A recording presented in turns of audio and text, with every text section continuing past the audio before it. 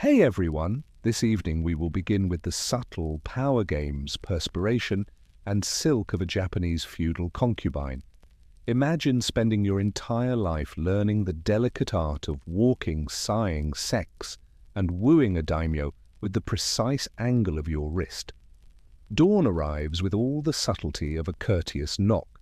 No fanfare, no roosters, just the soft shuffle of servants acting as though they aren't judging your futon posture, and the pale glow through rice paper doors. You lie motionless, not because you're sleeping, but rather because any sudden movement could make you appear less elegant and enigmatic. Actually, you have a sore back, flattened hair on one side, and a dream about eels that you would prefer not to examine. Now, however, none of that matters. You are both the stage decoration and the star in this opening scene of the day's performance. Your servants come in whispering, stooping so low that think for a moment you might step over them.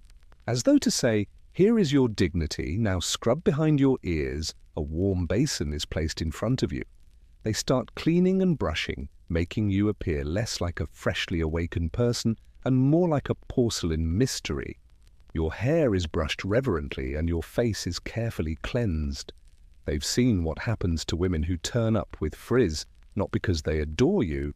In the meantime, you keep the proper face, calm, aloof, and only slightly irritated. You look at your image in a gleaming bronze mirror, still silent, for heaven forbid a concubine should talk before being powdered. It appears that you have opinions, but are compensated to keep them to yourself. Excellent. The daimyo, who seems to be in a good mood this morning, can be heard laughing softly from beyond the sliding screen. That could be a warning or a sign of promise. You mentally note that you should wait until after tea to make direct eye contact with his favorite concubine. Assuming the swan has somewhat numb legs and a tight obi waiting in her near future, you get out of the futon like a swan rising from the mist. You spread out your sleeves, burn the incense, create the illusion, and as you slightly extend your shoulders, you mutter the catchphrase of all women. Here we go again. It's time for makeup, or as the beauty business calls it, historical self-erasure with a side of poisons, now that you're standing up and acting like you didn't sleep on your neck incorrectly. First, the white powder consisting of crushed rice and, in certain situations, enough lead to be used as a building material. As if to hide a crime scene, your attendant begins slapping it onto your face. The objective? Remove any traces of life. You're doing it incorrectly if your skin tone looks like anything in nature. The neck and chest are next because the daimyo will never catch a glimpse of a flesh patch that doesn't appear to have been ghost painted. You remain motionless as they work on the puff, sometimes fighting the need to sneeze and destroy your new persona. The eyebrows follow. Yours? Irrelevant. They've been painted over and redrawn a few centimeters too high, giving the impression that they're emotionally unavailable and astonished by everything. In theory, it is deemed appealing. The lips now. Instead of being completely painted, they only have a tiny red blob in the center. It's meant to appear modest. Rather, it appears that you fled after kissing a plum. But since this is how tradition operates, you nod in agreement nevertheless. Most likely, you're doing it correctly if it feels odd and slightly unattractive. The pièce de résistance, teeth turning black, comes last. Indeed, it is. Your smile appears to have been edited by painstakingly applying a sticky iron paste on your teeth. This is said to indicate that you are not welcome. In reality, it just makes people perplexed and provides you another excuse to avoid smiling too much. You sit through the entire affair like a statue being defaced by a courteous group of artists. You don't move. You don't say anything. You don't ask, do you? Is this truly required? Yes, is always the response. It's been done this way for generations, and nobody wants to be the first to blink, not because it makes sense. By the end, you resemble a living painting. If the artist was someone who enjoyed drama and detested skin, it's time to put on clothes after being ground into an emotionally detached kabuki mask. And by clothed, we don't mean putting on cozy clothes. We mean voluntarily participating in an endurance challenge based on fabric. First step: beneath the surface. These are the airy cotton pieces designed to prevent your soul from blending with your fancy clothes in the summer. At least they give you the appearance of ventilation, even though they don't work. The inner robes follow. Not only are they absolutely necessary, but they are also ornamental, symbolic, and completely needless. If you don't wear them in the correct order, your social standing will plummet more quickly than a clumsy geisha on ice. Combinations of colors, completely programmed.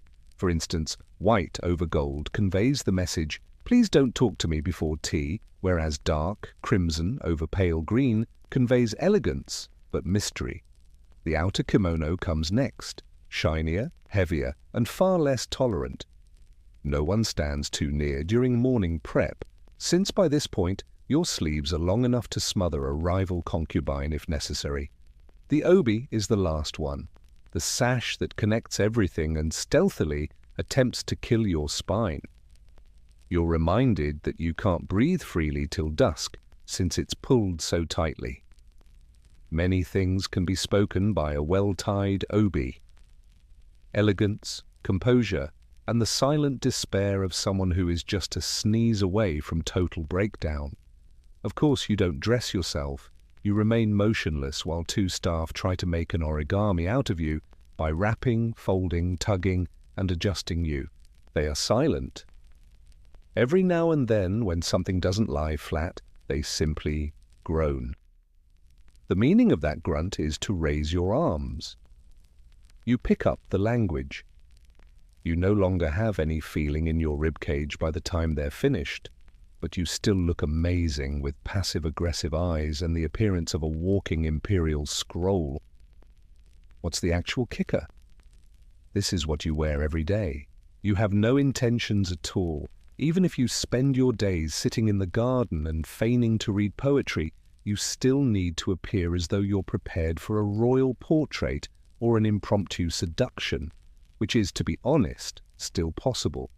It's impressive that you're dressed up now, especially since you're dressed in more fabric than a modest pavilion tent. It's breakfast time, or as concubines say, a practice in self-control, posture, and avoiding unintentionally dipping your arm in the miso. Your legs are neatly tucked under you while you sit on a cushion, which is adorable if you're a fan of folding chairs, but a nightmare if you have knees. In front of you is a tray, carefully set up. 3 pickled vegetables, a bowl of rice, a piece of grilled fish, and a miso soup that seems to be condemning you. Since you are not here to gain weight, the portions are tiny. Like all good romantic metaphors, you are here to look airy and little underfed. It's your responsibility to eat just enough to keep from passing out, but not enough to suggest that you like eating. Someone is going to raise an eyebrow if you chew too eagerly. Someone will hold up a scroll if you want seconds. No slurping, no groaning, and absolutely no facial expressions are allowed when eating, even if the pickled plum just gave you a molar punch. Everything ought to be elegant, like a disappointment and chopsticks ballet. Because of the size of your kimono sleeves, every bite requires a degree of spatial awareness that is often saved for swordplay. In order to send a wave of fermented tofu across the tatami, you acquire methods: bend slightly sideways, tuck the sleeve under your forearm, and hope it doesn't drag through the soup. Meanwhile, attendants hover in silence. They're observing, but they won't say anything. Not in a spooky manner, but rather in the way that we'll talk about this later. Under a cloud of mild shame, every blink is recorded, and every grain of rice lost is mentally chronicled. When you're done, you put down your chopsticks with the same respect that is typically shown for holy artifacts and bow, slightly. Breakfast is finished. Was it fulfilling? Not on an emotional level. In terms of nutrition, doubtful. However, you feel lighter on a spiritual level.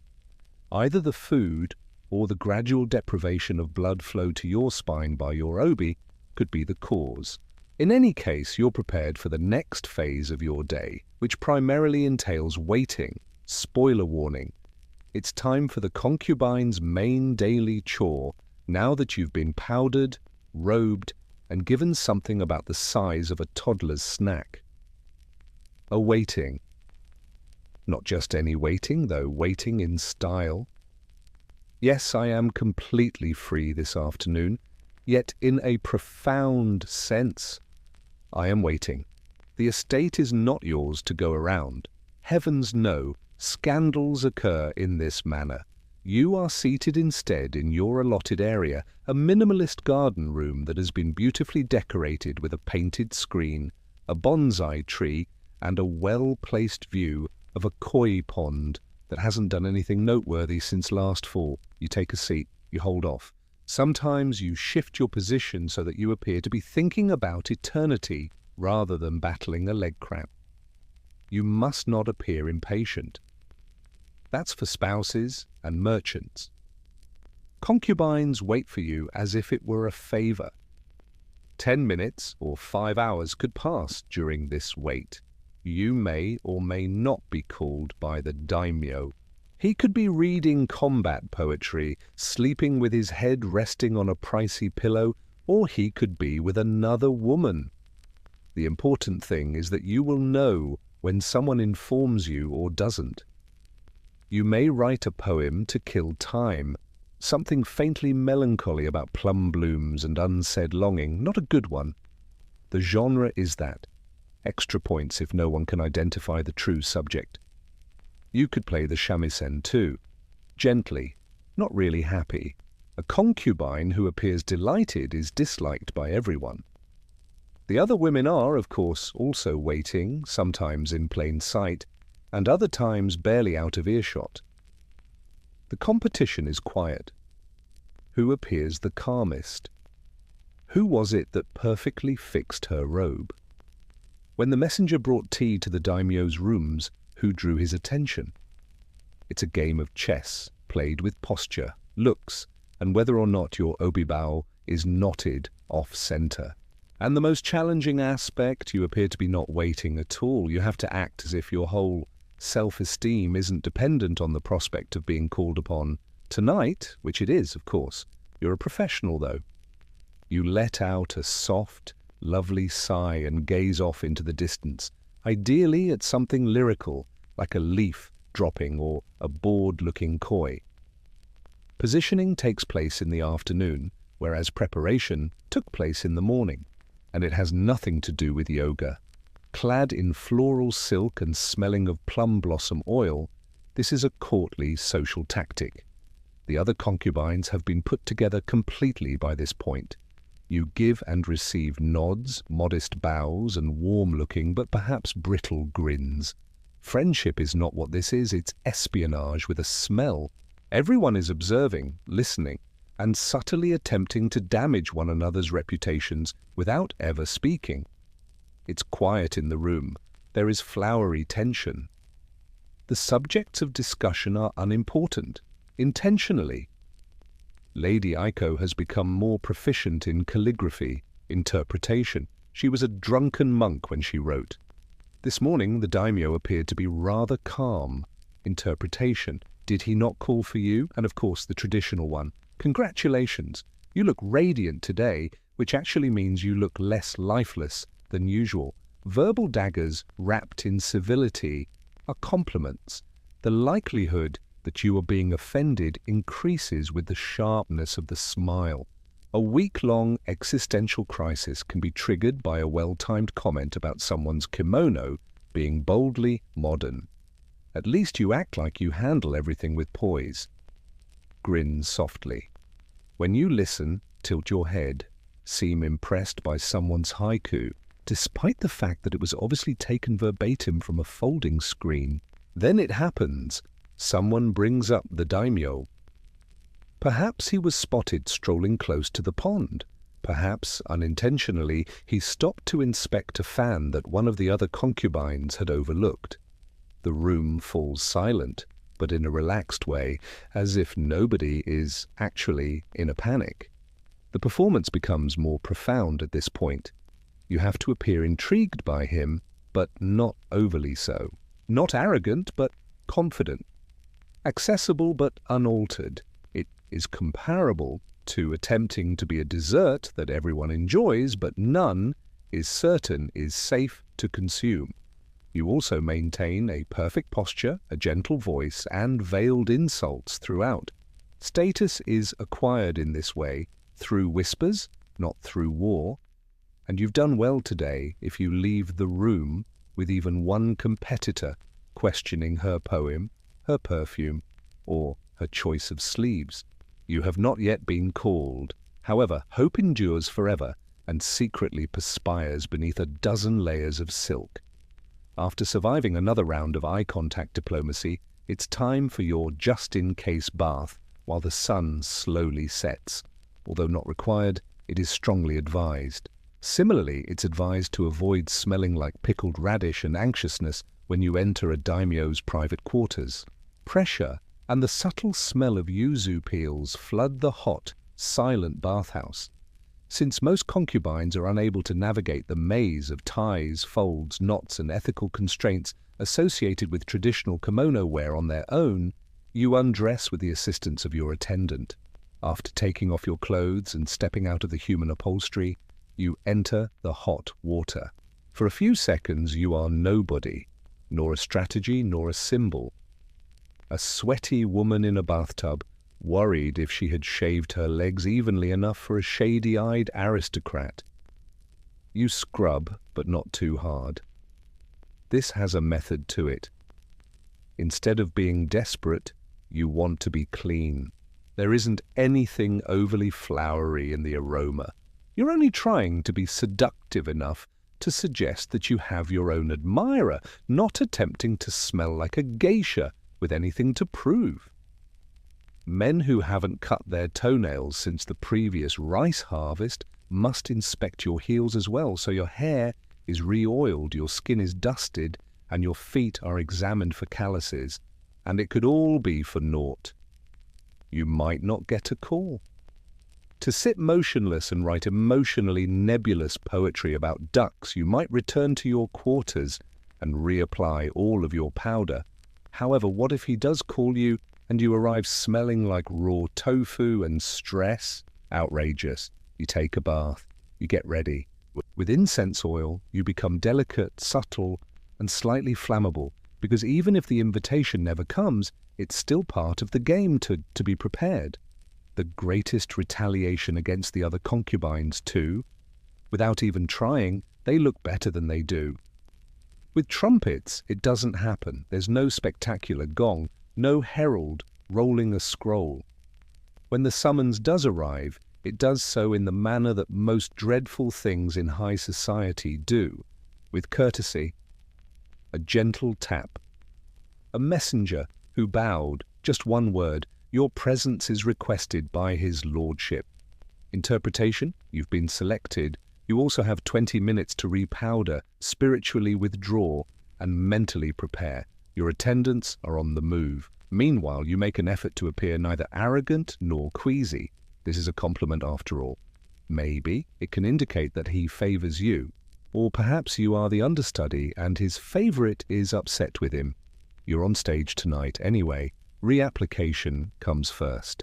A new dusting of powder to cover up the existential fear.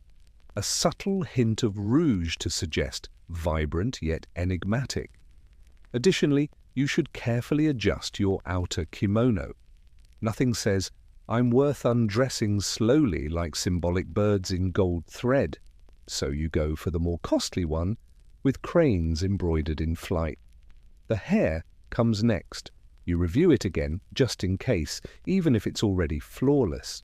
You put a little more yuzu oil behind the ears and apply a simple comb.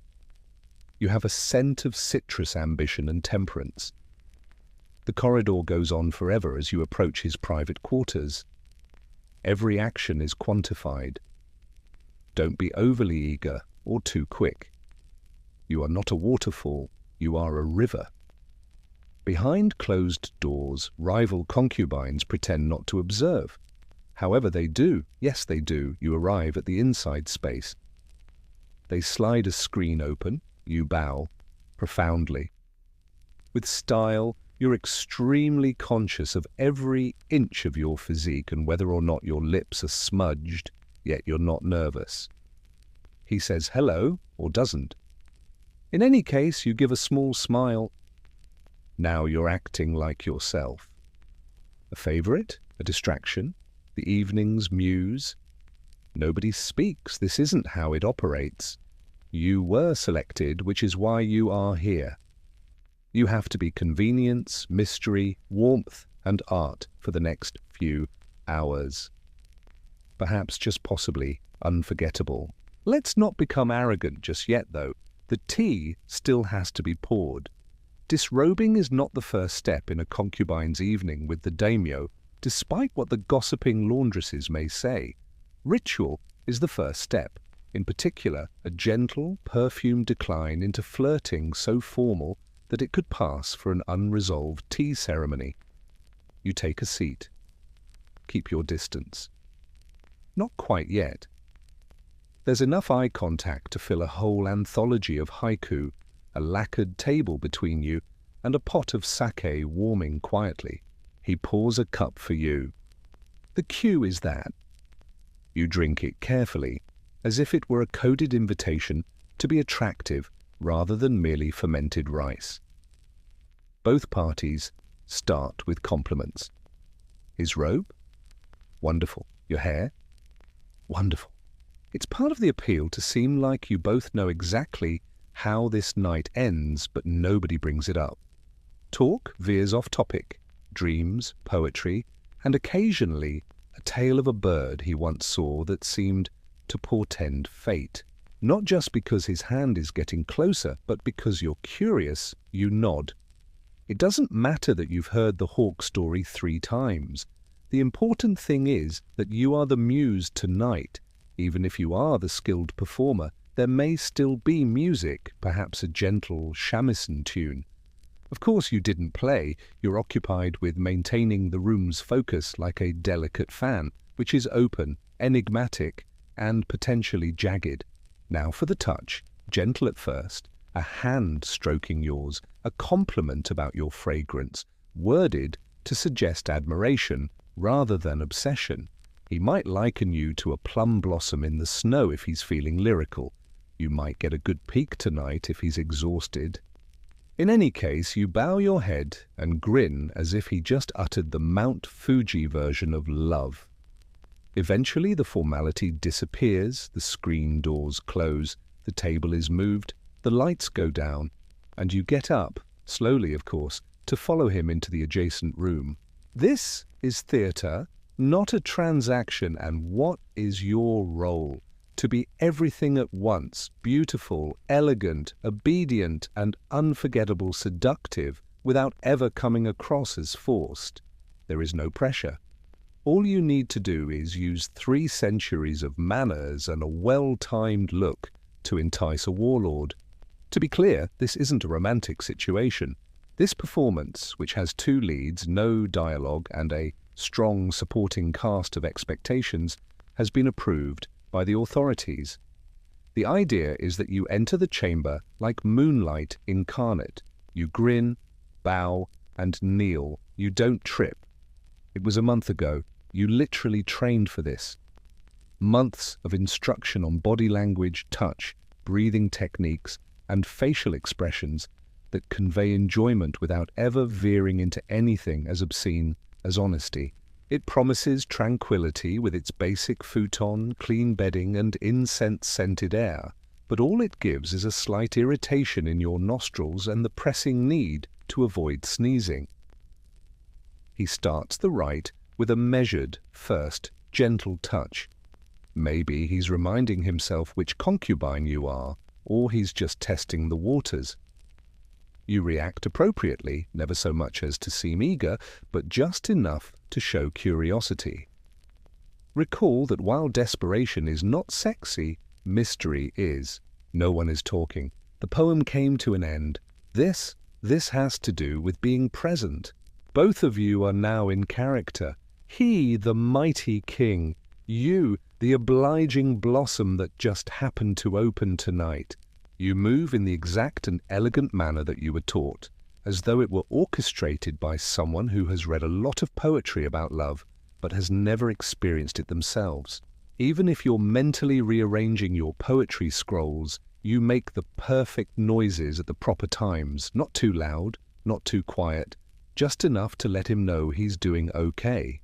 It ends eventually either in victory or in what you will call a soft fade out.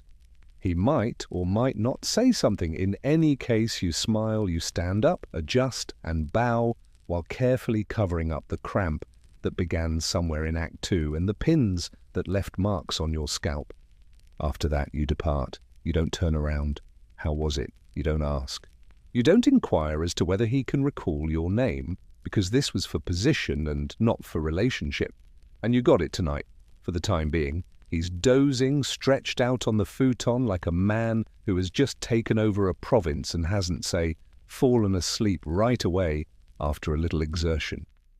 You lie next to him with your head racing, your eyes open, and your spine straight. The afterglow is where the true mental acrobatics start, not because you're feeling overtaken by emotion. Did you perform well? Did you still have your hair in place? Did he enjoy the moment where you slightly cocked your head? Was that one breath too loud, or should you have groaned a little louder? You will analyze these questions compulsively, like a commander analyzing combat casualties, but you won't ask them. You are not yet able to move. It seems cold to leave too soon. Staying too long can cross as needy. As you lay there, you count the bamboo slats, observe the ceiling, and wonder if the other concubines are awake. Most likely. Like wolves, they can detect a summoning by scent. There is a deep quiet. It's full, but not unpleasant. Packed with unspoken words, unasked inquiries, and the glimmering hope that you've earned a marginally nicer breakfast tray the next day. Perhaps he will murmur something. A name, hopefully yours, and a compliment. Even if he is already snoring like a man who has never had to sleep with his dignity folded inside his obi, you nevertheless nod in the dark. You eventually get up, silently.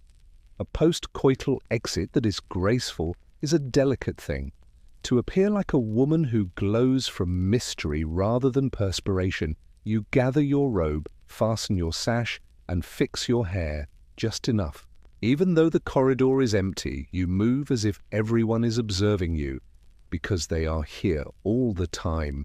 You walk softly. You have a neutral face, your heart hidden and imprisoned behind your best performance to date. You go back to your room. The lamp has already been lit. The tea has warmed up. You don't taste it when you drink it. You take a seat by yourself. You exhale only after that. You're not sure if tonight had any significance. You have no idea whether he or you will recall it in the future, but at least you are aware of this. You were selected, and that's money in this world. Even if it's just until dawn, you get up early once more. Concubines don't get to sleep in, not because you're feeling rejuvenated. Wives are for that, or males, or legendary beings without political competitors.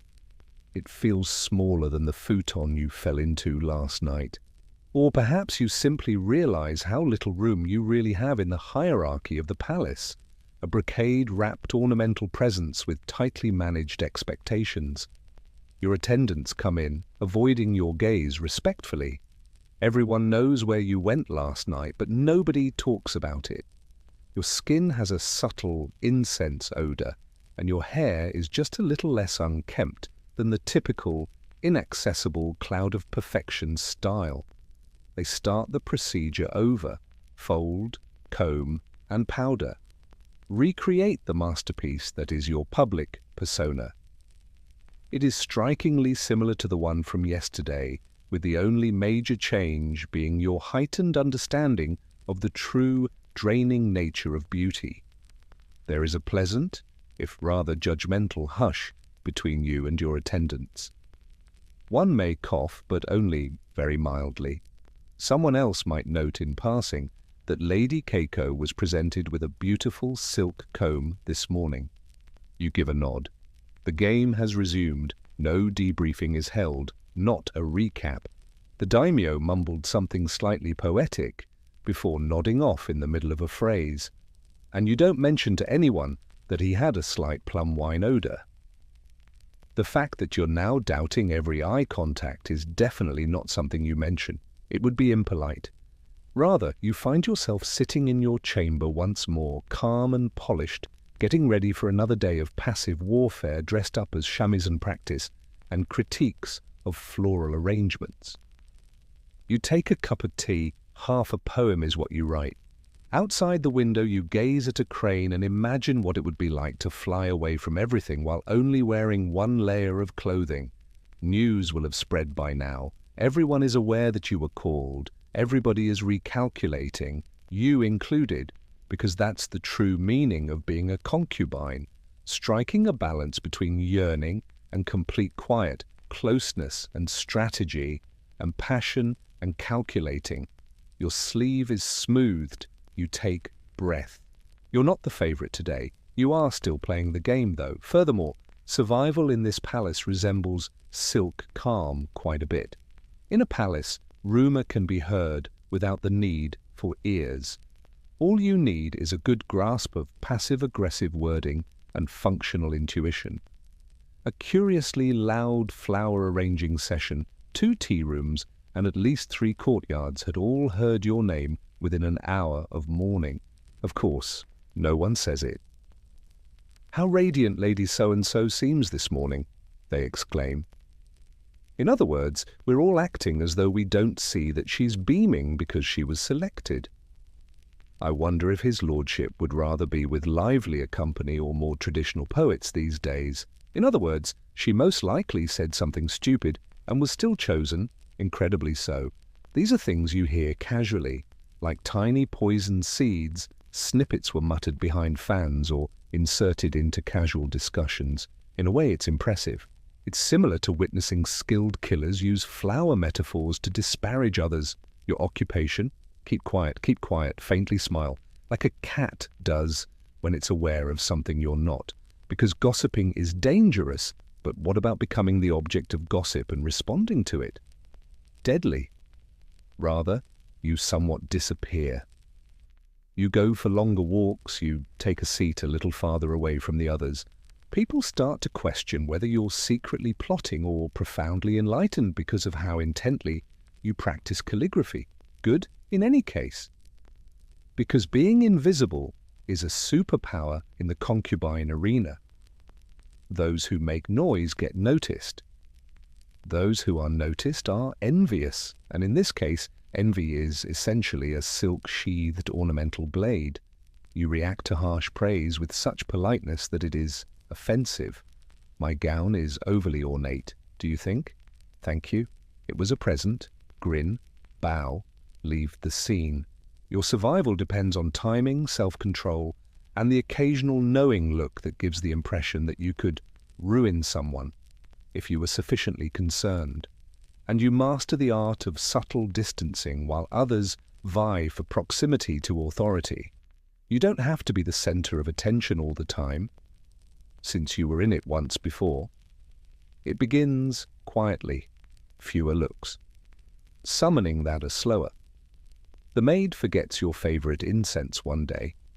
Additionally, your tea is delivered lukewarm. It's an obvious message, not stern, not mean, simply unconcerned. The enigma of tonight is no longer you, it's someone else. Is she new? Perhaps she has simply had a rejuvenating experience and a well-timed poetry. In any case, she is now the center of attention. The attention seeker has shifted. It's not pointed toward you either. You manage it like an expert. No grievances. Don't be theatrical. A little more time to think before bowing to the daimyo, and when someone remarks, "Isn't it delightful how youthful Lady Hana looks these days?" You smile with an almost imperceptible tightness. It is, of course. Youth is so alluring yet fleeting. It's time for the test. Can you remain composed while being replaced in silence? Can you mentally calculate how long your replacement will survive before she stumbles over her own ambition, then fold your hands and admire her hairpin? The unsaid aspect of the work is this: being graciously unpicked as well as chosen. The decline in popularity is not a big deal, only a change of tide. The palace is still where you are, still wearing a painting-like outfit, still in action. However, the focus has shifted. You must now endure in the shadows, without seeming to give a damn. You continue to visit the garden, continue writing poetry. While everyone attempts to decipher the way your cup trembles during afternoon tea, you remain motionless. But you really do give a damn. You do, of course. Not for him alone, but for the job, the confirmation, the minuscule power that accompanied being at the center of a highly regulated universe.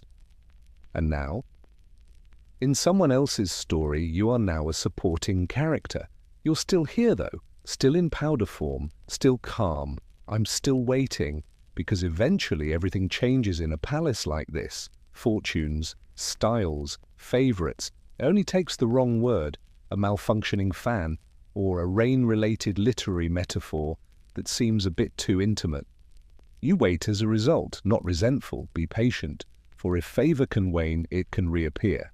And when it does, you'll be prepared. The paint eventually peels off. You don't merely wear white rice powder like armor. The performance, however, the stance, the deliberate silences in between sentences. You eventually catch a moment without the costume, whether it's years later or just a moment spent alone. What's odd is that you're still there. A woman who remembers everything lies beneath the layers of politeness, poetry, jealousy, reputation, and fabric. The initial call, the initial compliment. She realized she was no longer the favorite for the first time. You've performed every role: muse, rival, mysterious, shadow. You've created haiku, smiled in the face of rejection, and secretly planned your emotional survival. And for it, what have you got to show? A backbone more robust than your obi, a recollection more acute than any court rumors, and a whole castle full of ladies who either secretly wish they aged half as well as you, fear you, or are envious of you. Because this is the secret that nobody discusses. Concubines get older, they wane, however they also persist. Furthermore, endurance is the most rebellious act of all in a society that is centered on maintaining one's attractiveness. When the messenger comes, you no longer run to the mirror. You don't have to question whether your hair is fastened at the ideal position for attraction. On certain days, you just sit by the koi pond without doing the entire makeup routine, because sometimes it feels more honest to watch fish do nothing than to try to appear like a poetry. Yes, you still wear silk. You wear it for yourself now, though, and you smile when the new females show up, bright-eyed and powdered, as they go down the same hallway that you previously mastered.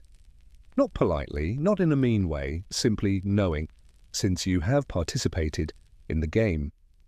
With your lips painted and your voice down to a whisper, you danced on the brink of power. You're still here, too. Still elegant. Silence is still harmful. When the paint wears off, what's left? You do. And no one ever anticipated that much. The distinction between the sensual and the sacred was not simply hazy in ancient Babylon, it was destroyed. The tall temples of Ishtar, the goddess of battle, fertility, and love, were at the center of this mystery. The Babylonians viewed sexuality as a divine bridge, in contrast to the prudish morality that emerged centuries later, a method to please the gods without offending them. Ritual sex was not just acceptable but expected in these temples. Furthermore, it was carried out in plain view of heaven rather than in dimly lit areas. Every Babylonian lady was expected to appear to the temple of Ishtar at least once in her lifetime, according to ancient sources, especially Herodotus, the incessant gossip of the classical world.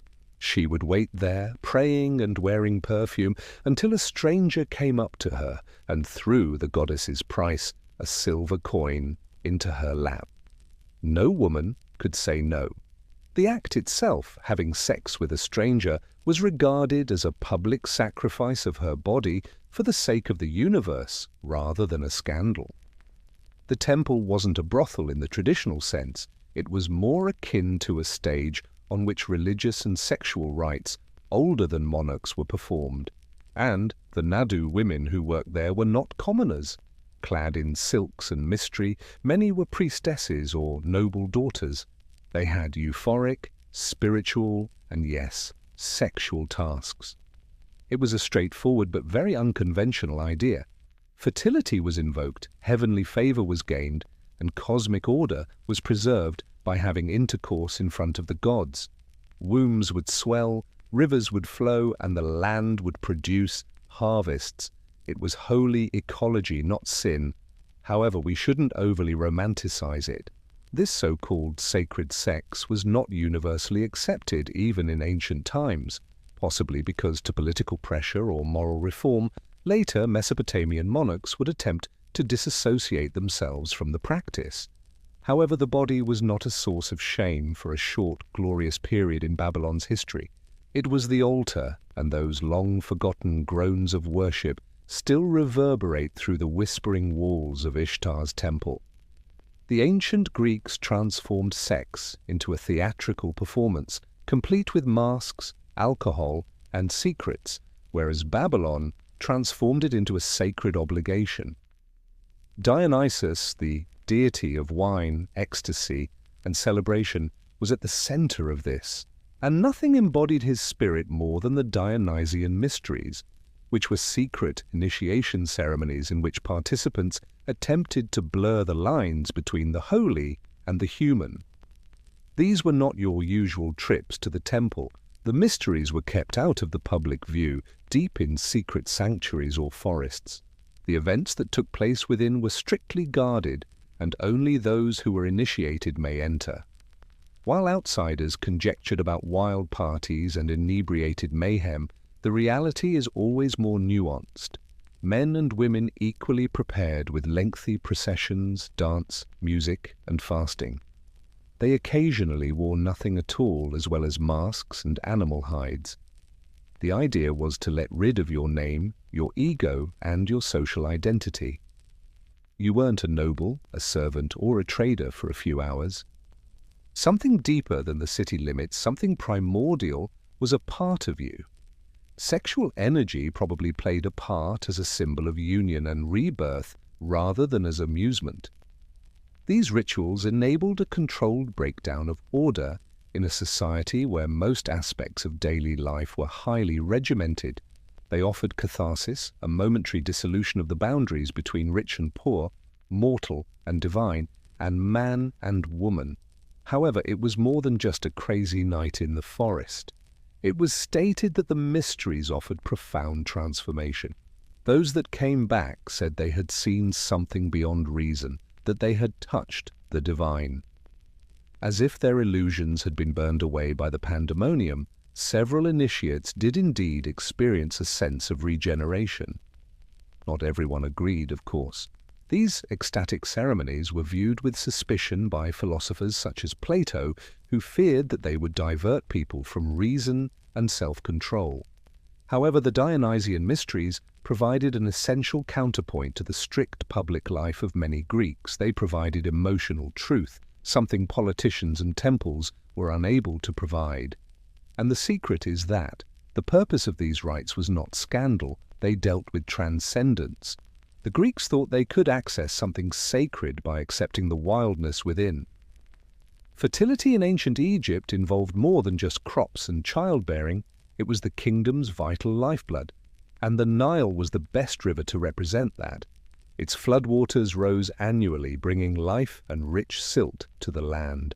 For the Egyptians, this was a sacred union between the sky and the soil, a divine deed.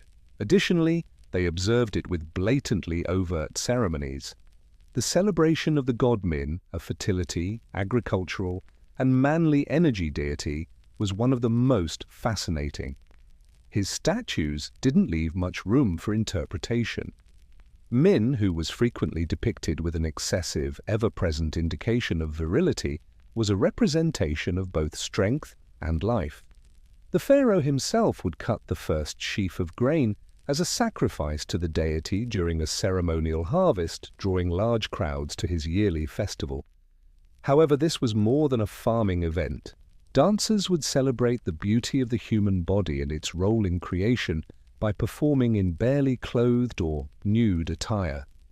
Incense, rhythmic drumming, and ceremonial chants produced an ambiance that made it difficult to distinguish between sensual pleasure and spiritual ecstasy. In many of these rituals, women were central, particularly during the Festival of Intoxication, honoring the goddess Hathor, who is the patroness of joy, love, and singing. In remembrance of the tale in which Hathor saved the world by intoxicating herself, this wild yearly celebration featured wine, music, and passionate dancing. By reenacting the goddess's inebriated delight, participants thought they were bringing chaos back into order and restoring cosmic equilibrium. Did it have any sexual overtones? Most likely, but they weren't considered prohibited. The Egyptians did not associate sexuality with shame or remorse. As essential and holy as the rushing Nile, it was to them a part of the cycle of nature. Indeed, in many healing temples, reproductive issues were treated not just with herbs, but also through symbolic actions like touch, suggestion, or sacred role-play, all under the supervision of temple employees who served as a bridge between the divine and the human.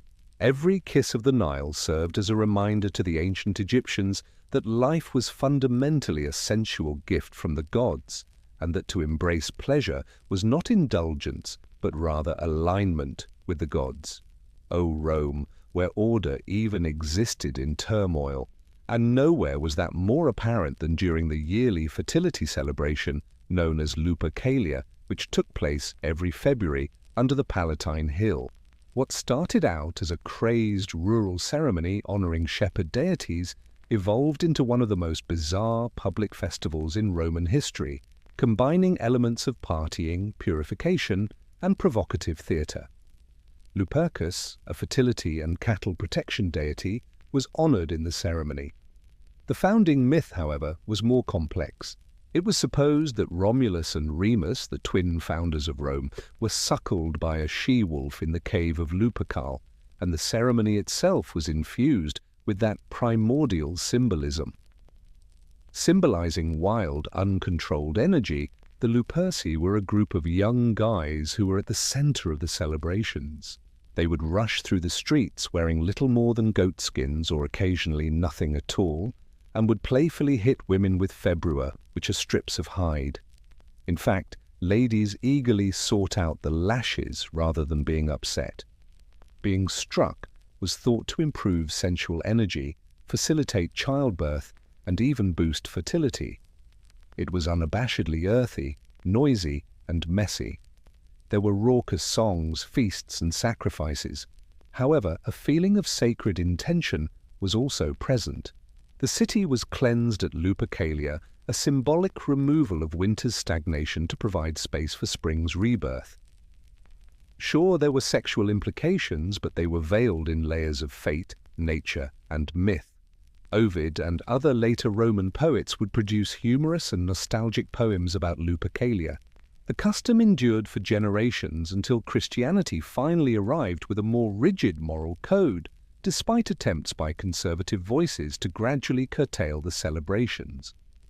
It's interesting to note that some historians speculate that Valentine's Day evolved from goatskin rites to paper hearts, possibly from the ashes of Lupercalia. However, the basic concept persisted. Love, fertility, and the peculiar human tendency to ritualize desire. Rome did not distinguish between the sacred and the material. Like vines on a temple column, it encircled them, occasionally knotted but always linked, and the folks let their inner wolves go for one crazy day every year. The Eleusinian Mysteries were the spiritual antithesis of Lupercalia, which was a public display. They were serious, sacred, and private. These ceremonies, which have been observed yearly in Greece for more than a millennium, were based on the story of Demeter and Persephone and provided initiates with a potent window into life, death, and rebirth. However, other academics think that beneath the theatrical quiet and poetic tale, the ceremonies might have had symbolic, even sensual, elements wrapped in allegory. Thousands of people, including farmers and intellectuals, attended the mysteries, which were held in the sanctuary of Eleusis, northwest of Athens. These rituals were neither gender or social status specific, in contrast to the majority of Greek religious traditions. The sole prerequisite? Confidentiality. Revealing what transpired there was punished by death in certain cases. The myth of Persephone, the maiden kidnapped by Hades and carried to the place of such great mourning that the earth itself withered, was the focal point of the ceremonies. Their final reunion represented the prospect of life beyond death, as well as the resurgence of life in the spring. What is the connection between that and sex? Possibly everything. The myth has significant metaphorical meaning: fertility, reunion, descent, and abduction. According to some academics, the dramatic reenactment of the Eleusinian Mysteries' secret finale may have included a ritualized coupling between performers portraying Persephone and a divine male companion. The experience was described as overwhelming on an emotional, psychological, and maybe physical level, regardless of whether it was literal or just symbolic. They drank an enigmatic elixir known as kykeon, fasted, marched in processions illuminated by torches, and entered the inner room known as the telesterion, where the last ceremonies took place. They were indelibly altered by anything they seen in that area. Many characterized it as an intimate experience of divine truth, a moment of revelation. Nobody ever documented what transpired. The pledge of quiet was respected to that extent. Pleasure was not the focus of the Eleusinian Mysteries. They dealt with metamorphosis and the potential for sensuality and divinity to coexist, not in conflict, but in harmony.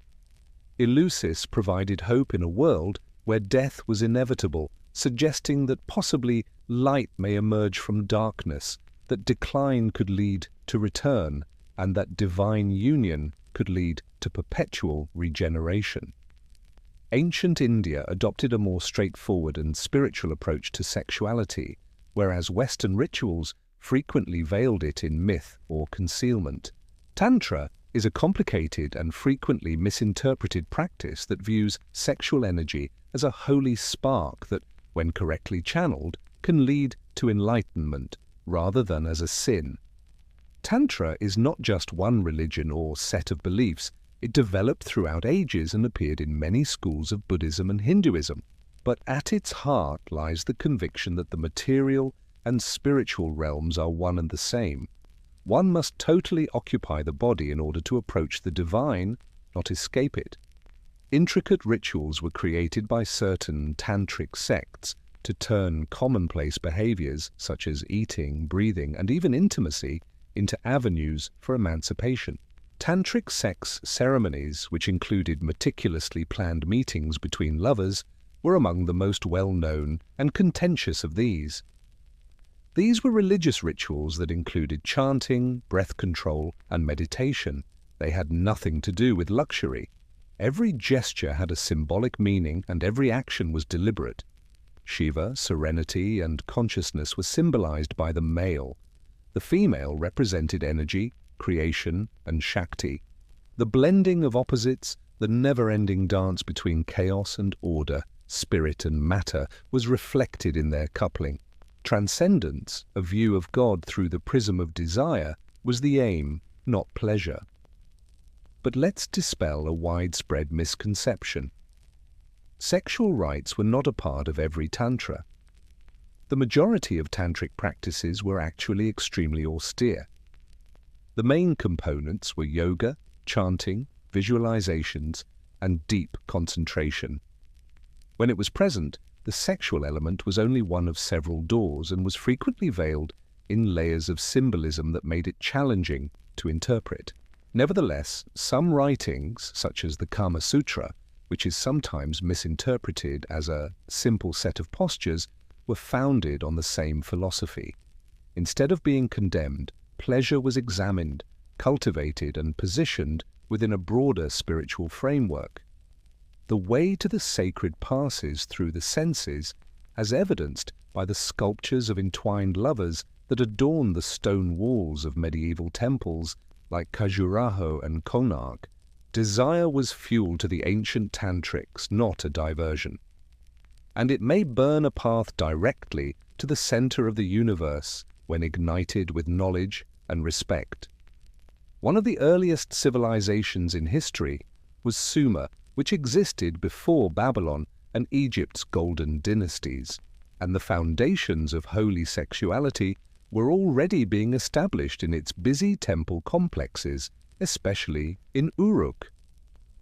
The goddess Inanna, who was subsequently renamed Ishtar, and her mysterious priestesses, women whose bodies served as conduits for heavenly power, were at the center of everything. These ladies were referred to as hierodules, or sacred servants, and were not your typical sex workers. They revered, ritualized, and viewed their sexuality as a component of the cosmic order. Inanna is portrayed as a sensual, passionate goddess who honored pleasure, fertility, and love in Sumerian literature and hymns.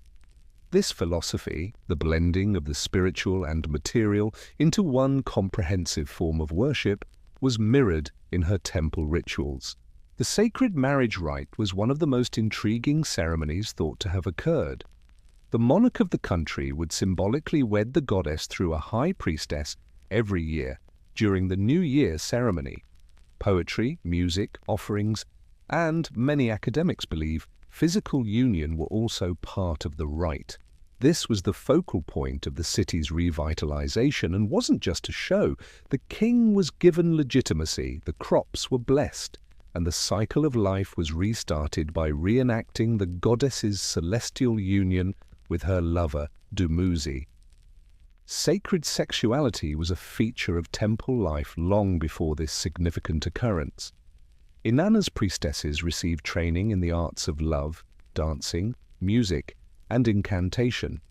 Union with a hierodule was believed to offer fertility, wisdom, or healing to individuals seeking divine favor or spiritual purification. It wasn't a purchase, it was a rite. There was complication in the role. While some of these women were in positions of authority and resided inside the temple's fortified walls, others might have been on its outskirts, where they were more susceptible to abuse. Later empires portrayed these customs in a less positive light, as the holy waned throughout time, bringing the supernatural down into the secular realm. However, the body was not something to suppress in ancient Sumer. It served as a conduit for the divine to pour across the fertile ground like river water. And love was more than feelings in Inanna's hallowed halls. It was customary. In contrast to the Near Eastern temples and Indian mystic ceremonies, the ancient Celts used fire, freedom, and forests to celebrate fertility. Beltane, their sacred festival, took place on the eve of May, when the lines between the natural and the supernatural were blurred between spring and summer. It was everything but modest. Rather, it was a celebration of life, development, and desire. The Celts held that there were spirits in trees, rivers, and stones, and that spiritual energy permeated the entire earth. Additionally, the energies of rebirth and reproduction peaked during Beltane. On hilltops, huge bonfires were lighted as a sign of protection and cleansing. People would bring animals between twin fires to protect them from disease in the upcoming season, dance around the flames, and jump into the smoke for blessings. But Beltane's legendary reputation came from what transpired after the firelight went out. Known as greenwood marriages, unmarried men and women would go into the woods together. These were short-lived, socially unrestricted relationships that were frequently completed outside. They didn't think it was scandalous. On the contrary, these interactions were seen as holy deeds that complemented the Earth's fertility. Joining a partner on Beltane night meant reflecting the union of the horned deity and the Earth Mother, the divine masculine and feminine, and taking part in the cosmic rhythms of nature. According to some stories, even married couples may momentarily renounce their vows for the evening out of respect for custom and rebirth rather than adultery. Often referred to as children of the fire, children conceived during Beltane were thought to be endowed with vigor and vitality. It was a festival when people accepted desire, relaxed the rules, and embraced life in all its unadulterated splendor. Temples were absent. The woodland served as the bedchamber, the flame as the witness, and nature as the altar. Many of these customs were denounced or outlawed when Christianity arrived. However, Beltane's influence can still be heard in traditional dances, contemporary May Day ceremonies, and faint hints of the past. The ancient world's sacred sexuality was in danger of quietly disappearing by the time Christianity swept over Europe and the Near East. A growing number of rituals that were traditionally carried out in festivals, temples, and woodlands were being labeled as sin. Originally viewed as a conduit for divine energy, the body was reframed as a source of temptation. Pleasure shifted from being admired to something to be fought. However, the change was gradual. Christianity wasn't the institutional force it would grow into in its early years. It spread among radical philosophers, ascetics, and mystics on the periphery. The doctrines of some of these early cults, such as the Gnostics, were reminiscent of those of earlier spiritual traditions. They believed that sexuality and the physical world were metaphors for greater truths. Reminiscent of Indian tantric concepts or Sumerian symbolic marriages, some Gnostic texts even presented the union of man and female as a mirror of the divine harmony between spiritual opposites. According to reports, one particularly enigmatic sect, the Carpocratians, performed spiritual rites that involved physical connection because they felt that in order to achieve ultimate enlightenment, one must experience everything, including desire, fearlessly and shamelessly. The new church swiftly declared these fringe groups to be heretical, burying or destroying their works. However, there are still clues in the form of dusty codices, gospels that are not included in the Bible, and the silent persistence of ancient symbols that have been turned into new doctrine. Rituals related to holy sexuality were pushed underground as orthodoxy tightened its hold. Temples were either destroyed or transformed. Beltane and other festivals were either banned or renamed. The holy prostitute turned into a sinner. The erotic mystic turned into a heretic. However, people remembered in secret, in narrative, in symbolism, because they were people. Divine rapture sounded strangely tangible in the writings of medieval mystics such as Hildegard of Bingen. Visionaries used the words union and passion to describe spiritual bliss. Even saints frequently employed analogies that conflate the concepts of flesh and spirit during their most intimate moments with God. Thus, the sacred changed rather than disappeared. What started in Eleusis' groves, Inanna's chambers, and the Celts' forests never really died. It into the shadows, into poetry, into memory, into dreams. Because the human desire to unite the physical and the divine is perennial, even though temples can be destroyed and ceremonies prohibited. Poison was passed down in a cup in the dimly lit halls of Athens, where logic was meant to prevail over retaliation. One of the most important thinkers in Western philosophy, Socrates, was condemned to death in 399 BCE by hemlock, not by sword or exile. From the beginning, the trial was peculiar. A guy who claimed to know nothing, had no property, and produced no books, Socrates was charged with establishing new gods and corrupting the youth. Indeed, he had turned into a thorn in the side of the Athenian elite, challenging authority, making fun of self-styled wise men, and instructing his pupils to follow suit. His incessant questioning style was viewed as sedition rather than education. The court gave him options. He could recommend exile, a fine, a less severe penalty, or anything else. But Socrates refused to plead, just as obstinate in death as in life. Rather, he made the ridiculous suggestion that he receive compensation for his service to Athens. The jury didn't find it funny. Death by hemlock was the sentence. A dramatic assassin's blade was not what hemlock was. It was effective and clinical. A gradual paralysis that started in the limbs and moved up to the heart. Silence, no screaming, no blood. Surrounded by pupils and friends on the last day, Socrates was in a good mood. He took a bath, said his kids farewell, and accepted the poison with complacent resignation.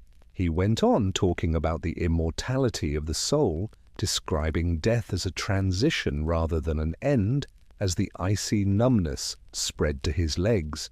His supporters cried. Socrates didn't. His mind was intact when he passed away. One last lesson in principle, conviction and control. He had a way out. It had been orchestrated by his loyalists. However, he decided to follow the rule, even the unfair one, because he thought that destroying the city's order would be worse than dying. Therefore, Athens used a cup of tea made from a deadly root to get rid of its worst critic, not with chains or torture.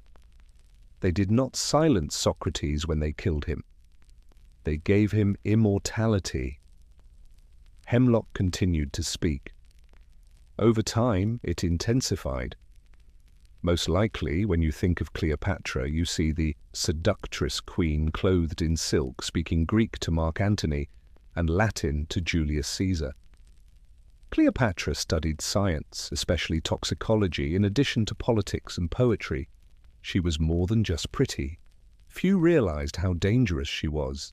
Cleopatra had access to one of the best libraries in antiquity because she was the ruler of Egypt, and those scrolls included knowledge about venoms, poisons, and their effects on the body and psyche, in addition to the stars and gods. According to reports, she kept a personal laboratory and even tested different mixtures on prisoners to see which toxins killed them most quickly, which caused pain, and which left no trace. She didn't act cruelly just to be harsh. Poison was politics in her world. It was getting ready. A drop of venom may be quicker, quieter, and more accurate than fights or knives, but Cleopatra didn't trust them to complete the job. Cleopatra was a surgeon, and poisoning was the scalpel in the ruler's toolbox. She researched hemlock, aconite, nightshade, and strychnine. She tried concoctions of herbs and snake venom. Hallucinations were produced by certain toxins. Others pretended to be ill. Some people died in a matter of seconds. Others took hours, giving them time to shift the blame or make confessions. Naturally, there is also the AESP, the snake that she is said to have used to commit suicide. According to legend, Cleopatra refused to be paraded through Rome as a hostage after Octavian, who would later become Augustus Caesar, overthrew Egypt. Instead, she let the venom take her by clasping an asp to her breast. Even this death is up for discussion, though. She might have ingested a fast-acting poison concealed in an ointment or hairpin, according to some historians. Ultimately, Cleopatra would have been aware of which poisons resulted in convulsions and which in a dignified demise. Perhaps the asp was just the ideal symbol, a silent sting for a queen too arrogant to be imprisoned. Poison was not a crime in Cleopatra's eyes. Control was the issue. It involved choosing who would survive, who would pass away, and how history would perceive her. Furthermore, Her adversaries frequently didn't survive long enough to regret underestimating her due to her charisma.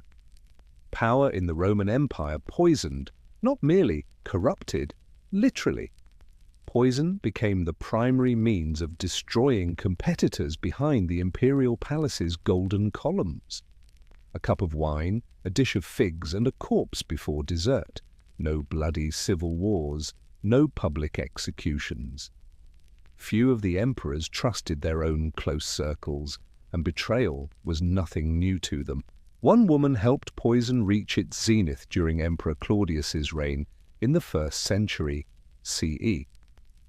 Locusta was the most notorious professional poisoner in Rome. Locusta wasn't just a mysterious person carrying a vial down a dark alley. Serving the political aspirations of the powerful, she was a skilled professional who was essentially a chemist by old standards. Claudius's wife, Agrippina the Younger, summoned Locusta to put her son Nero on the throne. The outcome? Claudius's favorite dinner, a skillfully poisoned bowl of mushrooms, and a sharp deterioration in imperial health. The drama didn't end there, though. Locusta was used by Nero as a royal assassin when he was crowned emperor. Locusta was called upon once more when his teenage stepbrother Britannicus threatened his crown. Convulsing in front of the appalled guests, the young prince passed away in the middle of the supper. Nero was so amazed that he granted Locusta property, a complete pardon, and even students to learn her lethal trade. Poison was the weapon of the learned, aristocratic, cunning, and hard to track down in ancient Rome. Poison caused doubt where blades left witnesses. Was it sickness, feeling nauseous, God's retribution? It caused a great deal of paranoia. Food was sampled, cups were examined, and even slaves were suspected. Rome created complex defenses, antidotes made of crushed emeralds, silver spoons to detect toxins, and the well-known theriac, a universal antidote composed of dozens of substances, including viper meat and opium. All of it, however, was powerless to halt the steady stream of silent deaths. In ancient Rome, poison was more than just a tool. It was a language, a tacit agreement between ambition and survival, and it whispered louder than swords in the corridors of blood and marble. Poisoning was more of an art form and less of a crime in ancient China. Used in teacups, silk sleeves, and whispers, it developed into a subtly powerful language in the imperial courts of the Han, Tang, and Ming dynasties. Just a gentle breath, followed by quiet, without any extravagant gestures. The elite of China were pharmacologists. Traditional medicine made it difficult to distinguish between harm and healing. A little too much herb, and the remedy turned into the cause of death. Palace doctors and court alchemists had to balance making poisons one day and antidotes the next. However, women, especially imperial consorts and concubines, were frequently the real specialists in this silent conflict. Some resorted to more covert means as they were prohibited from using swords or holding political titles. It was possible to remove a rival through illness rather than scandal. The Empress Dowager may only ever raise an eyebrow rather than speak, and a challenger would cough up blood in bed a few days later. The Han dynasty's Empress Lu Ji is one notorious example. She methodically removed rivals inside the harem and other obstacles to her authority after seizing power. She used horrific techniques including gradual mutilation and poisoning. She was legendary, not just feared. A king who bent the empire with medicine, not to cure it. Poison was a dreaded political weapon even outside the palace walls. It was said that assassins of covert organizations, such as the Five Poison Sect, would smear poisonous herbs on blades or mix deadly tinctures into ceremonial wine. Poison made a statement and was theatrical in addition to being effective. "I can reach you even here," it said. As a result, China created one of the most sophisticated poison-detecting systems in antiquity. Officials used silver chopsticks to test food because they thought arsenic would cause it to tarnish. Imperial kitchens were transformed into little laboratories for safety as well as flavor. Poison was a chess move, not a fight, and it was precise and ceremonial in China. It ruled dynasties with the same certainty as emperors, while being infrequently observed. There was a terrifying story in the ancient Indian courts that sounds like mythology, but is mentioned in political treatises, royal writings, and traditions. The Vishakanyas, also known as poison maidens, were ladies whose bodies were considered deadly not because they carried knives, but rather because they were the dagger itself. According to the mythology, some young females were selected at a very young age and given tiny doses of poison over time. Drop by drop, day by day, their bodies will develop immunity. However, their breath, perspiration, and blood eventually turn poisonous to others, particularly lovers.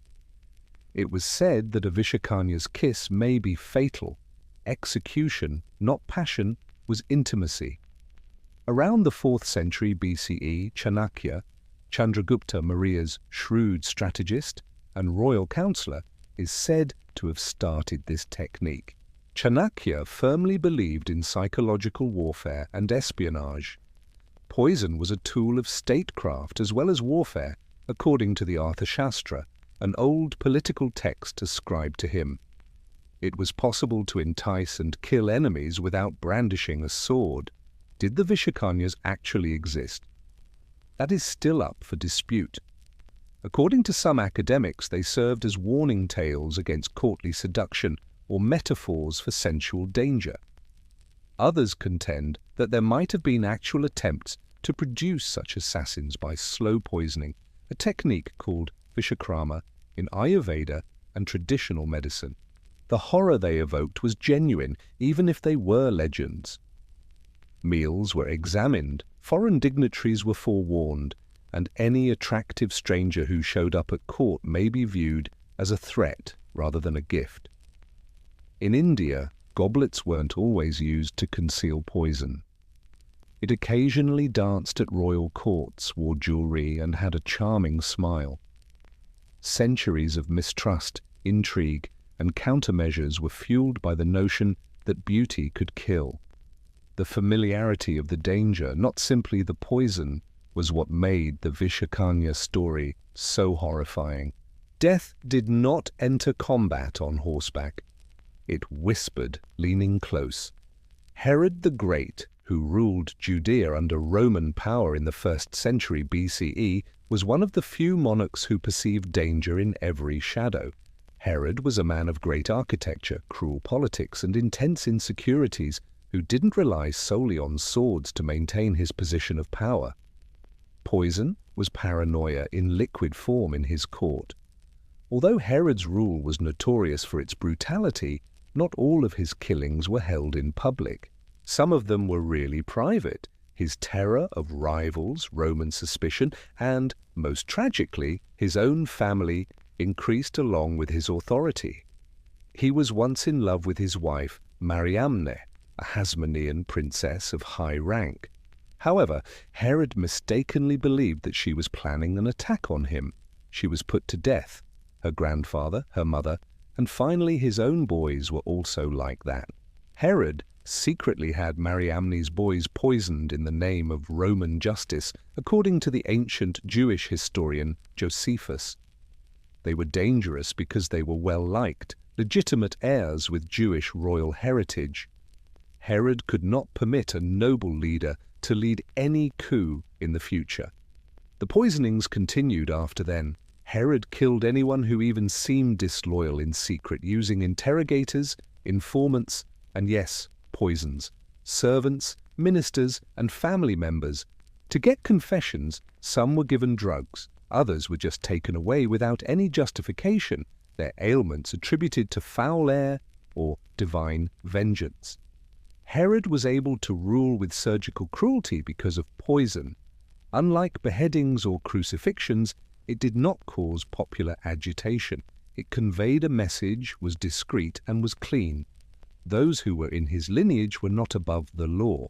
Beyond assassination, Herod was obsessed with poison. He was so sick and insane in his last days that he was afraid his own death would not be mourned. In order to guarantee that there would be national mourning, he ordered that important Jewish leaders be assembled and put to death upon his passing. Fortunately, that order was never executed, but his legacy had long been tainted by the paranoia that pervaded his court. Amidst the gilded columns and sculpted reliefs of lions and soldiers in Persepolis's great halls, another conflict was taking place, one that included goblets and whispers rather than armies. Poison became an exquisite, lethal, and frequently undetectable instrument of refinement under the Achaemenid Empire, where kings dominated continents.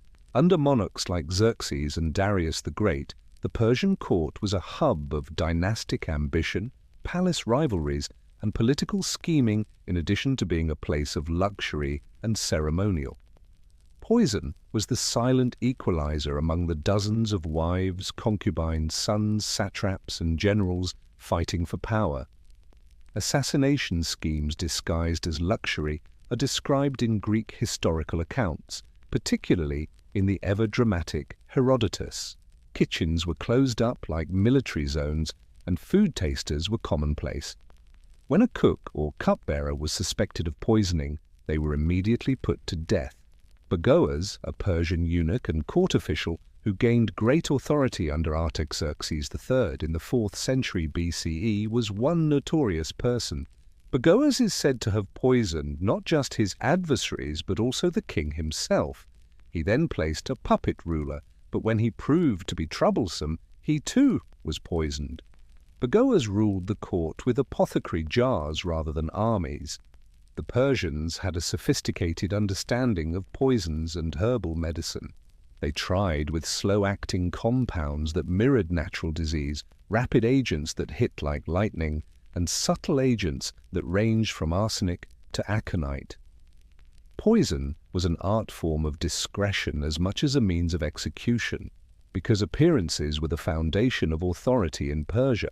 Killing in public meant running the risk of scandal. However, poison, while its adversaries perished peacefully in their beds, poison allowed the empire to breathe easily. Feeling victorious, a noble would retire to sleep and never wake. Even Alexander the Great's death, which happened soon after he had conquered Persia, was said to have been caused by a poison that was poured into his drink during a Babylonian banquet and was drawn from Eastern wisdom. The suspicion, whether accurate or not, highlights the Persians' reputation for using invisible warfare. Kingship in the Achaemenid Empire was based on prestige, riches, and law. Ancient Israel and the surrounding cultures were not immune to poison, despite being less spectacular than the harems of Persia or the palaces of Rome.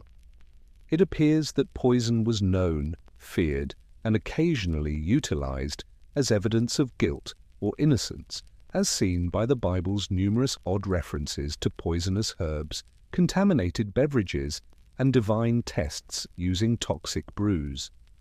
The Book of Numbers, which describes a ceremony known as the bitter water, offers one of the more bizarre examples. A man might take his wife to a priest if he thought she was having an affair, and the priest would mix holy water with dust from the temple floor and have her drink it. The concept was straightforward. The cursed drink would make her tummy enlarge and condemn her womb if she was guilty. There would be no consequences if she was innocent. Not all of this was due to divine intervention. It was an early example of a trial by poison, a hazardous substance meant to elicit a response and elicit the truth rather than kill. Poison is used more symbolically, but still has a sinister connotation in other places in the Bible. By threatening to curse the people's bread and water, Deuteronomy warns the land of Israel against worshipping false gods. Wormwood and gall were both notoriously toxic and bitter in antiquity. The Psalms describe the wicked as having poison under their tongues, a sign of deceit and deadly purpose, while Job compares poison to injustice.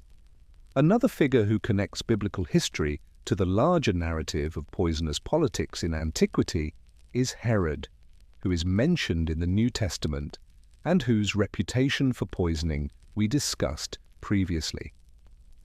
Although the main biblical writings don't contain any dramatic examples of poisoning assassinations, there was undoubtedly understanding of its potency.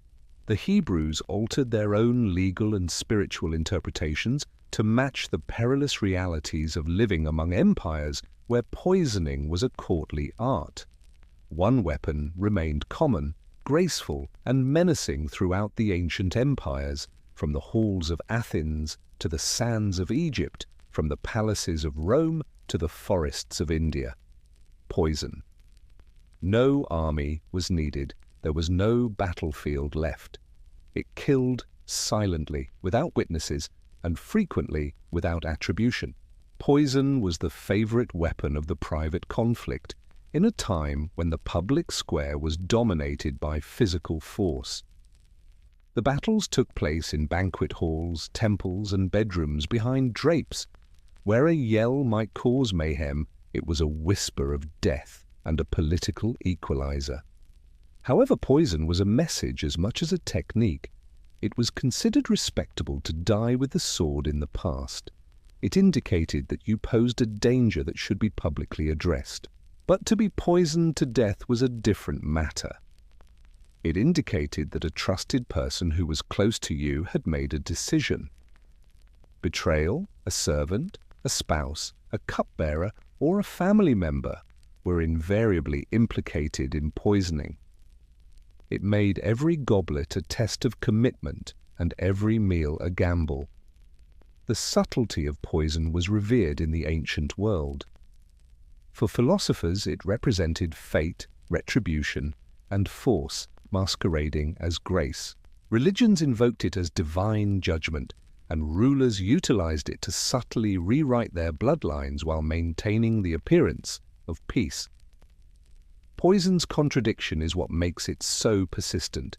It is both cunning and cowardly, imperceptible, yet remembered. In addition to killing the body, it damages reputations, breeds mistrust, and has a lasting impact on legacies. Its mythos endures today.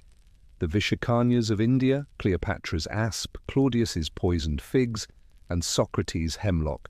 These are parables rather than just deaths.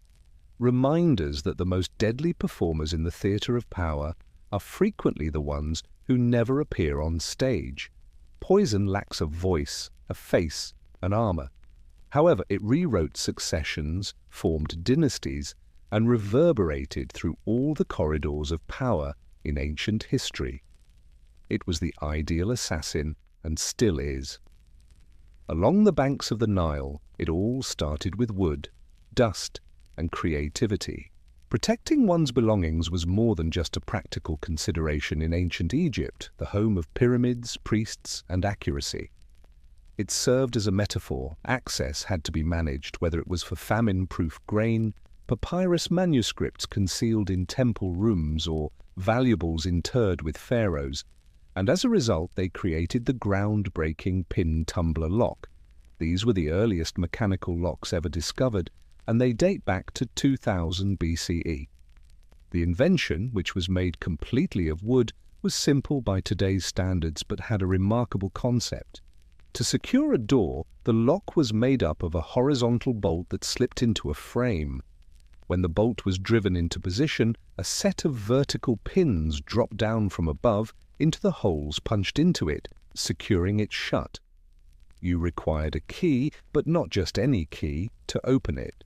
Large and wooden, this early Egyptian key frequently resembled a toothbrush with pegs. The bolt slid open when the key was placed into the top of the lock, lifting the pins from the bolt holes. Just gravity and design, no chisel or brute force. This was a philosophy of protection rather than merely a device. For the Egyptians, who valued order, Mahat over chaos, Isvet, the concept of controlling access, shutting down a room, and selecting who could and could not enter had great significance. Temples, tombs, and residences all had locks.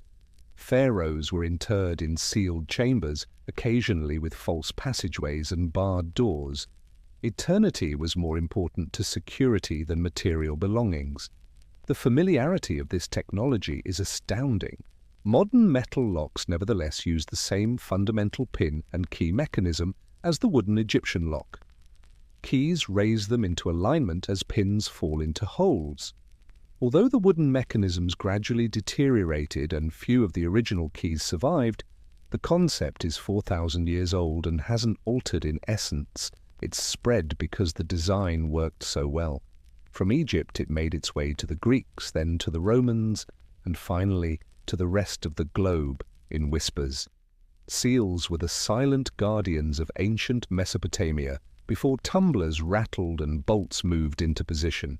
At that time, locks as we know them were uncommon in Babylon and Nineveh. However, the Mesopotamians had previously created a very successful method for limiting, authenticating, and securing access.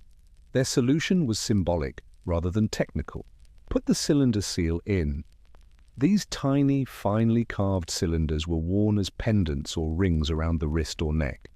A distinctive signature, each stamp was distinct and frequently featured gods, animals, mythological themes, or even cuneiform inscriptions. A long impression, a sort of antiquated barcode, would be left behind as the cylinder was rolled across a soft surface of wet clay. Jars, entrances, and caskets were all secured with seals.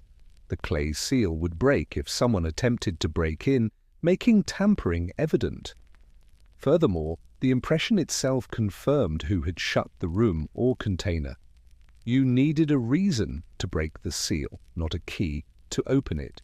Yes, it was archaic, but it worked wonderfully well in a society where official marks and reputation were highly valued. Priests employed their own sigils to seal sacred storerooms in temples. Merchants sealed contracts, and even rulers used seals to lock letters. It was a small, carved token that controlled entire economies. In Mesopotamia, security was on proving one's validity rather than using force to bar entry. The contents were secure if the seal was still in place. There was a problem if it was broken. Identity as security is another innovative idea that was introduced by the seal system. The seal was more than simply a tool. It was a symbol of authority, trust, and frequently legal power. You didn't simply lose a tool when you lost your seal, you also lost your name. The claim that these cylinder seals were the first two-factor authentication method is not hyperbole. It was a tangible artifact that stated, "This is mine, and only I have the right to open it," rather than a password or PIN. The ancient Greeks introduced a new style of workmanship to personal security, while the Egyptians perfected wooden pin locks and the Mesopotamians depended on seals. The Greeks started creating more portable, robust, and useful locking systems as their cities, private residences, temples, and treasuries grew.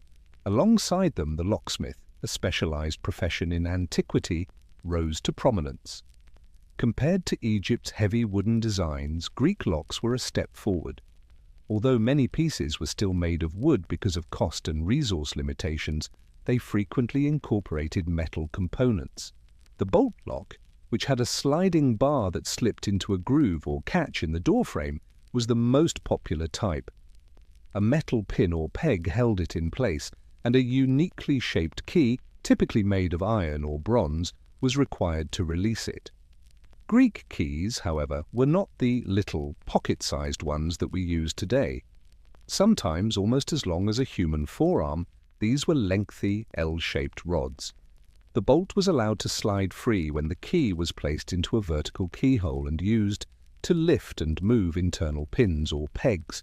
It was a symbolic and physical motion.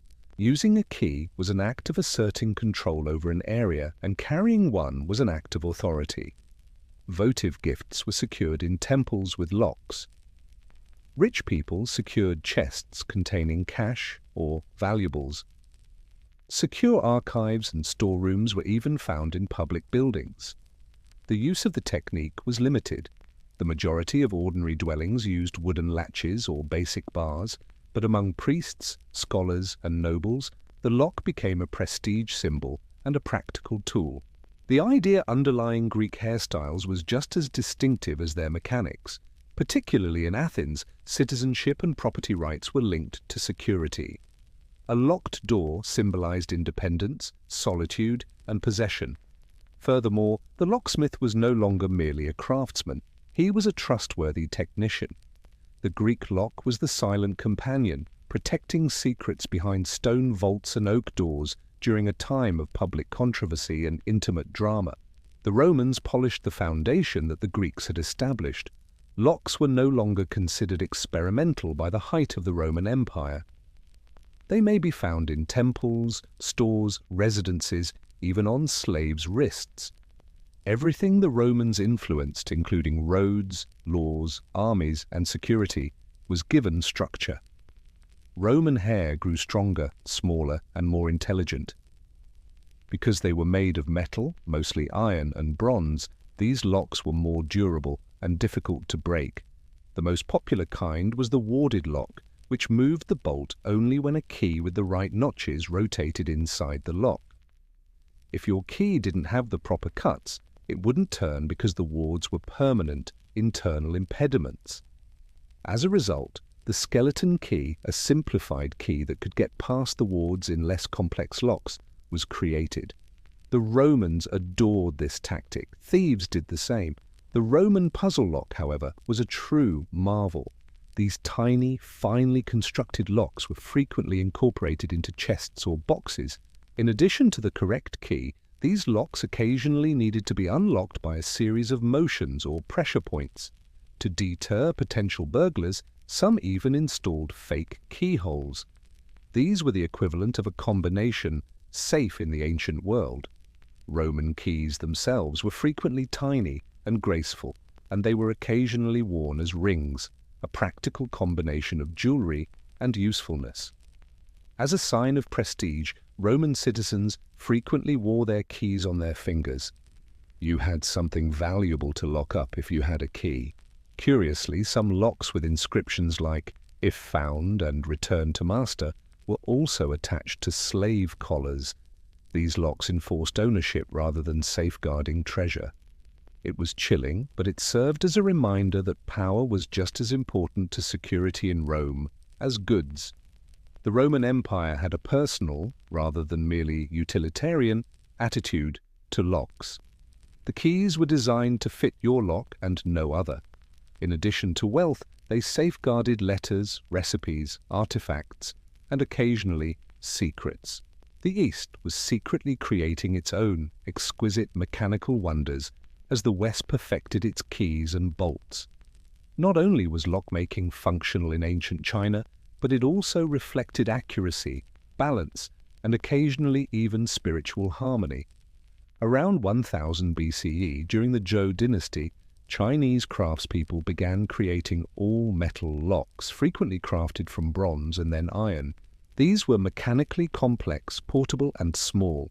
Chinese locks, which were frequently integrated into chests, cabinets, and even gates, were intended to be inconspicuous and effective in contrast to the big, obvious systems utilized in Egypt or Greece.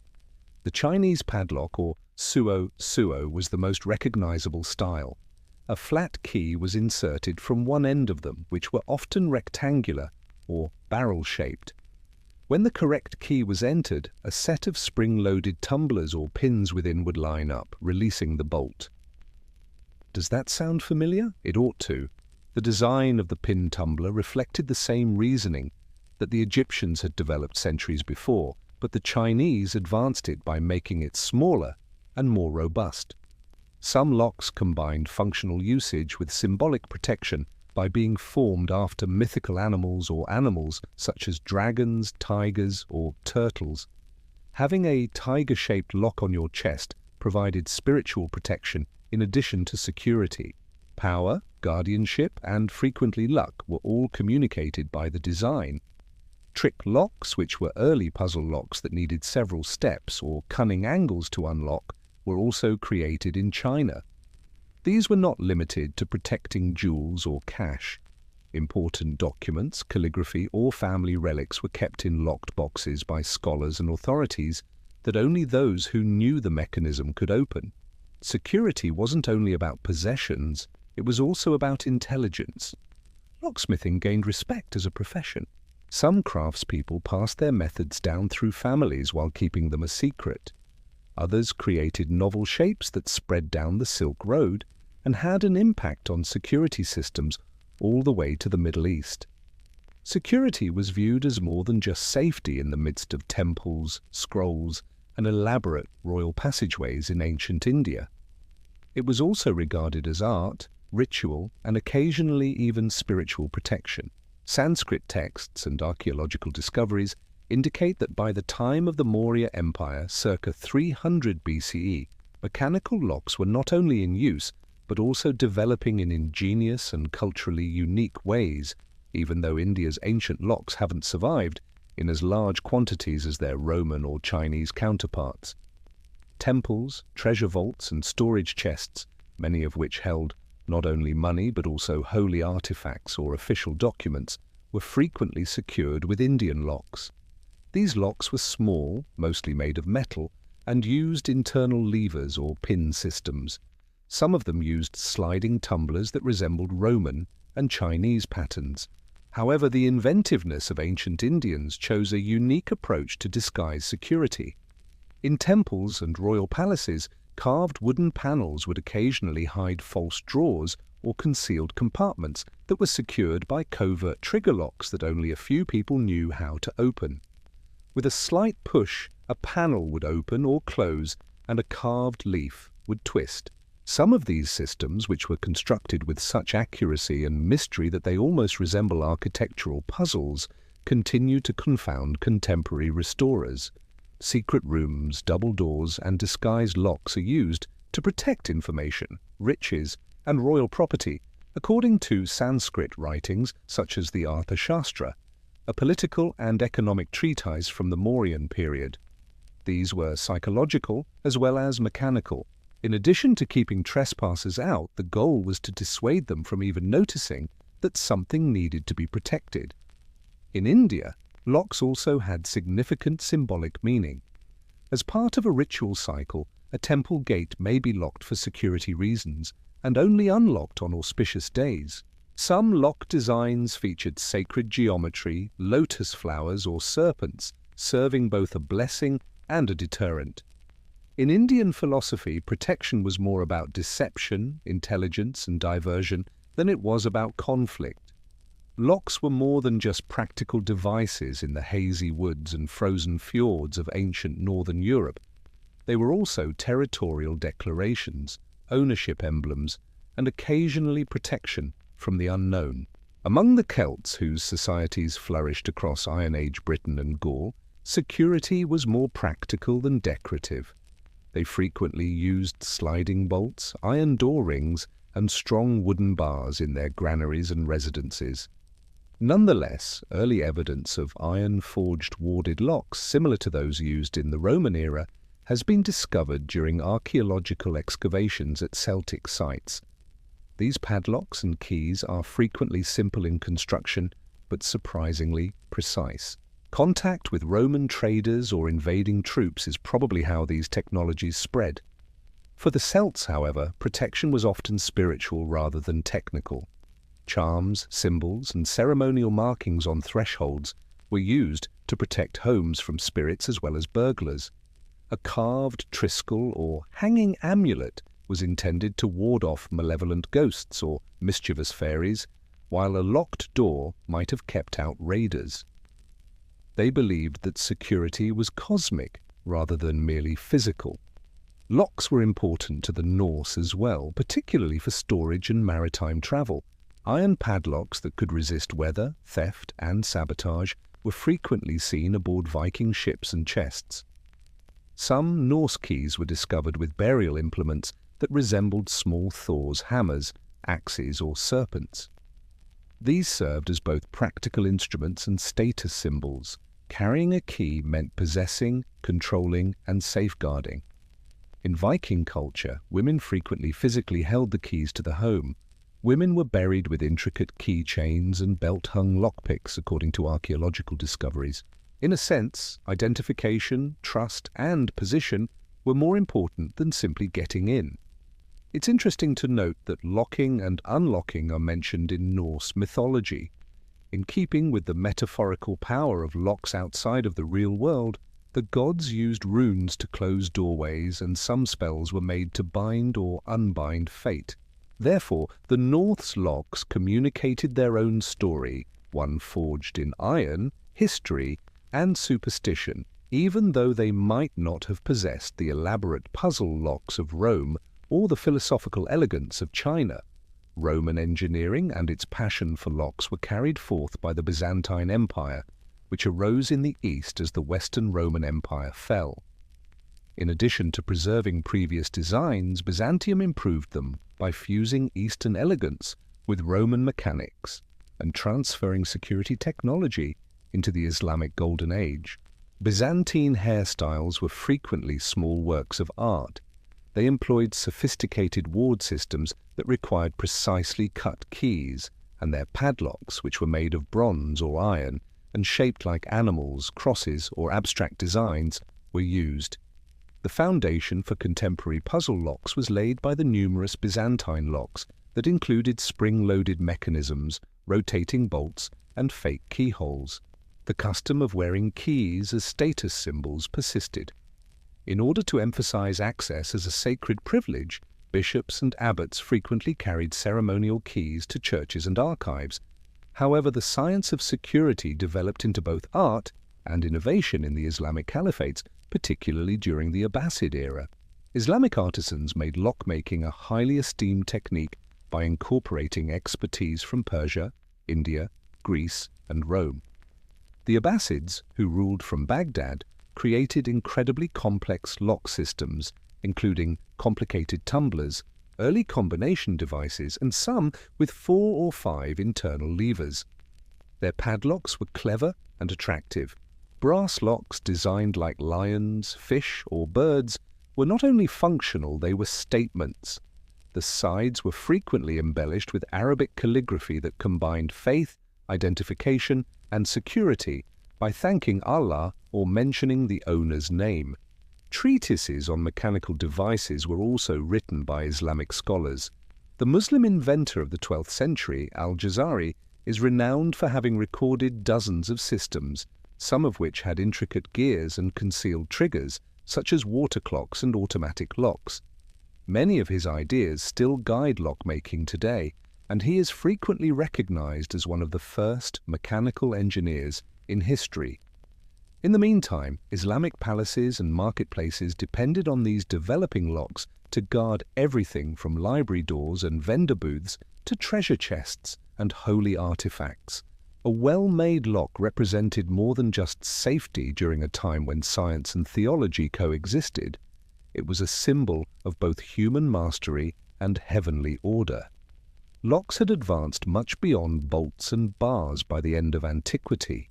They had evolved into instruments that represented the ideals, anxieties, and aspirations of a society, and had come to represent civilization itself. Whether cast in iron, carved in wood, or veiled beneath sacred geometry, ancient locks weren't just about keeping things out. They had to do with choosing who was let inside.